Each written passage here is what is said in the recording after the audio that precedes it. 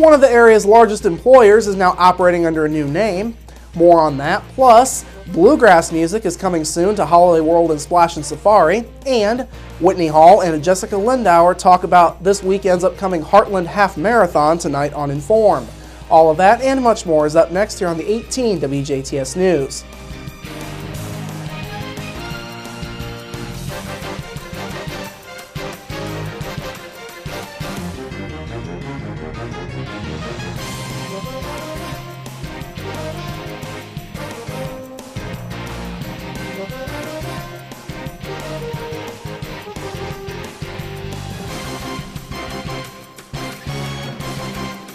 Hello, I'm Bradford Raths. One of the area's top employers and the operator of many food chains now has a new name. Jasper-based BR Associates Incorporated is changing its name to Service. The name change is effective immediately. Brooke Richards is the Director of Marketing and Public Relations. She says the name change is aimed at embracing the company's mission. What we did was we're getting ready to celebrate our 50th anniversary here on September 29th, and we thought it was a great time to kind of wrap ourselves around what we do and get a name that actually stands for what we do with all the brands that we encompass. Richards says Service has grown a lot over its first 50 years. She is hopeful the growth will continue into the future. Our goal is to be going 50 more years, and obviously as we see opportunities, we will invest into other brands and then also open other concepts along the way and more of the concepts that we have. In addition to the new name, the company has also unveiled a new branding campaign and website. The new site is online at greatservice.com. Now, company ownership and staff will stay the same. The company was originally started by Robert and Lavella Ruckriegel in 1964. Service currently owns and operates more than 180 restaurants across the Midwest among 5 nationally recognized brands. These are Long John Silver's, Denny's, Wendy's, Papa John's, and Grandy's. The company also operates the Jasper 8 theaters along with various commercial real estate.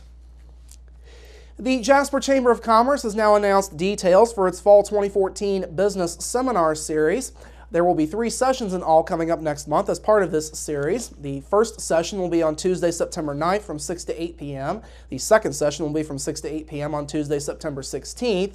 And Session 3 will be Wednesday, September 17th in the morning from 8 to 10 a.m.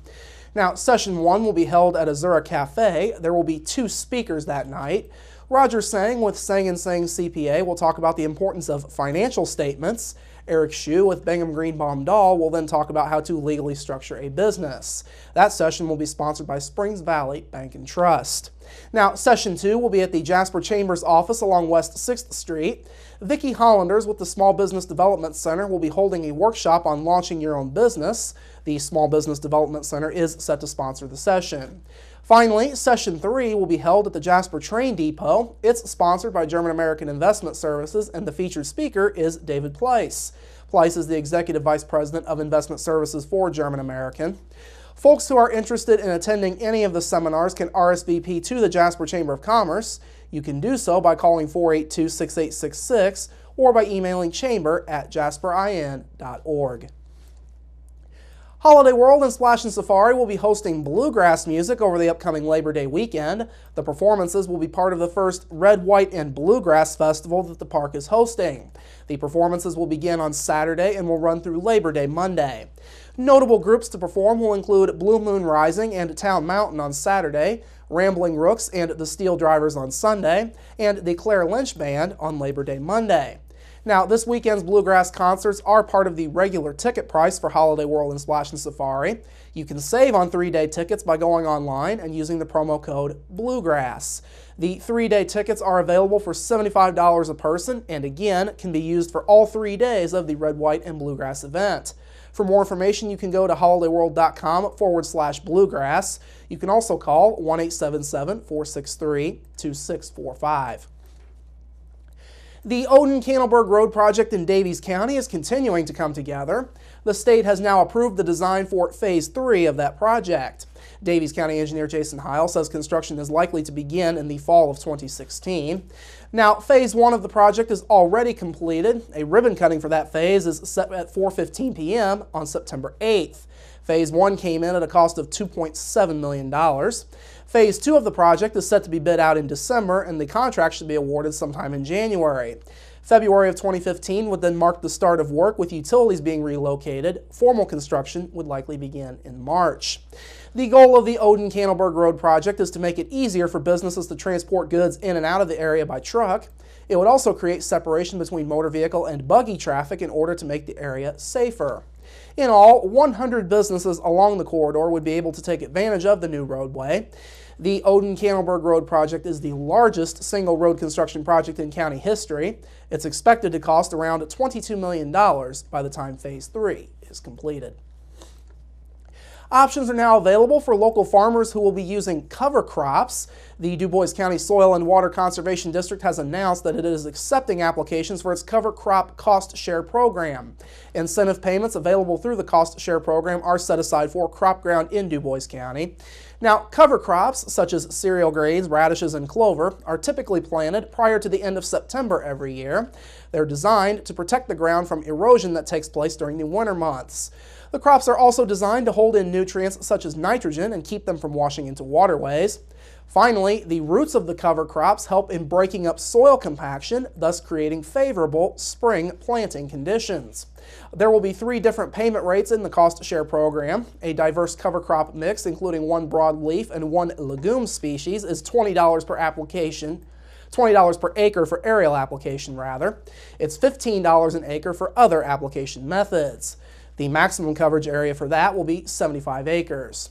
Additionally, the SWCD is set to offer a cost share payment of $10 an acre for any single cover crop species or grain. The maximum area there is capped at 50 acres. Now, landowners have to aerially apply the seed or broadcast or drill the seed into their land through no-till or vertical tilling practices. Conventional tilling is not allowed. Also, the cover crops may not be harvested for forage. Those who apply will have to agree to no-till their cash crops for spring 2015 into the fields. The SWCD says it's able to offer the program thanks to a Clean Water Indiana grant from the state. This is the 4th CWI grant awarded to the Dubois County SWCD for cover crop cost share. The current grant is valid for 3 years and will guarantee that cost share is available for cover crops to Dubois County landowners through the end of this year. For more information, you can call the Dubois County SWCD at 482-1171 extension 3. You can also go online to duboisswcd.org. The deadline for applications is September 30th.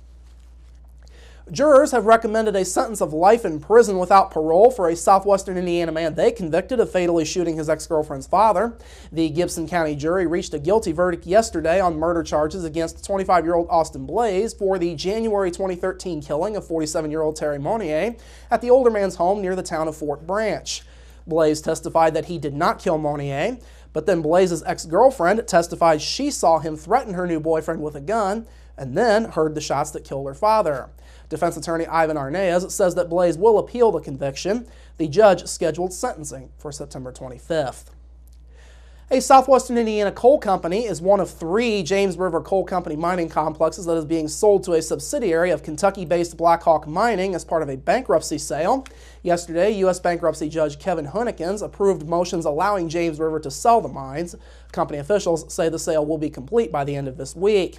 Blackhawk subsidiary JR Acquisition LLC will pay $20 million in cash and assume $32 million in liabilities as part of the deal.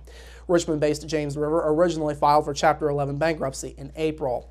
Now, locally, the Triad Mining Complex in Knox County is one of the mines being sold. The other 2 are the Hamden Complex in West Virginia, including the assets of Logan and Kanawha Coal Company, and the Hazard Complex in Kentucky, not including the assets of Laurel Mountain Resources. The operations employ a total of 900 people. Federal appeals court judges considering whether to uphold gay marriage bans in Indiana and Wisconsin are now reserving their toughest questions for the states, asking how the bans help society, especially those children of same-sex couples. A 3-judge panel of the 7th U.S. Circuit Court of Appeals heard oral arguments in the case yesterday.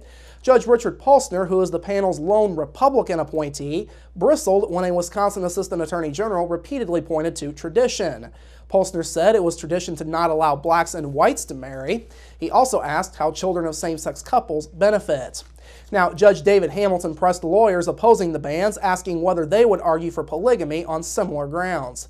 American Civil Liberties Union attorney Kenneth Falk says 2 people defined a marriage and there is no slippery slope. Finally this evening, former Indiana Secretary of State Charlie White has been stripped of office and he doesn't have a job, so he's turning to the internet. White has started a political site called the Indy Sentinel, in which he says he will write about politicians who he believes are fair and those who aren't. White says the site will expose politicians of both parties who serve the elites. Now, White was originally removed from office and lost his law license in 2012 following his conviction on voter fraud and other charges. The case stemmed from his use of his ex-wife's home as his voting address and living elsewhere in 2010 while he served on the Fishers Town Council and ran for Secretary of State. White is appealing those convictions. All right, coming up after the break, your local forecast, sports with Kurt Gooksell, and Inform with Whitney Hall and Jessica Lindauer. That's all up next here on the 18 WJTS News. Local people watching local people.